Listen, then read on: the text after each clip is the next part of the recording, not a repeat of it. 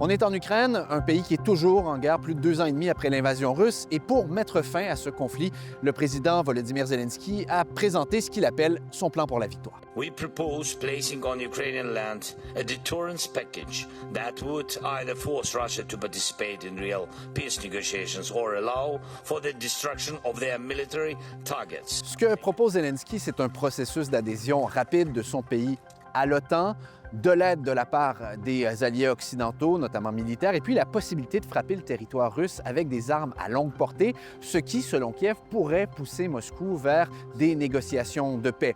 C'est un plan qui a néanmoins suscité des critiques ici, en Ukraine, où certains reprochent au président de s'adresser beaucoup aux alliés occidentaux, mais de ne pas nécessairement parler aux Ukrainiens.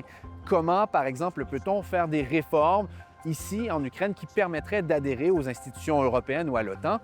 Et le plan n'aborde pas non plus l'épineuse question de la mobilisation, enjeu de taille auquel fait face l'armée ukrainienne. Цей план адресований перш за все нашим партнерам.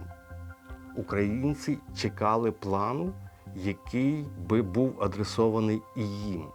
Le président a néanmoins reçu des appuis de la part notamment de députés d'opposition qui veulent montrer d'abord une image d'unité, puis qui disent c'est vrai qu'il faut parler aux étrangers, l'Ukraine a besoin de ses alliés pour gagner cette guerre. C'est pourquoi dans ce plan, il y a des propositions de collaboration entre Kiev et ses alliés, notamment sur le plan militaire, mais aussi sur le plan énergétique. Україна самостійно не зможе перемогти. Зеленський, крім запрошення до НАТО, запропонував декілька важливих речей нашим союзникам. En Europe, ce plan a été bien accueilli par certains pays, France, pays scandinaves. Il y a des réserves, par contre, en Allemagne, particulièrement sur cette possible adhésion de l'Ukraine à l'OTAN. Le chancelier Olaf Scholz ne veut pas que l'Alliance devienne belligérante de ce conflit entre l'Ukraine et la Russie.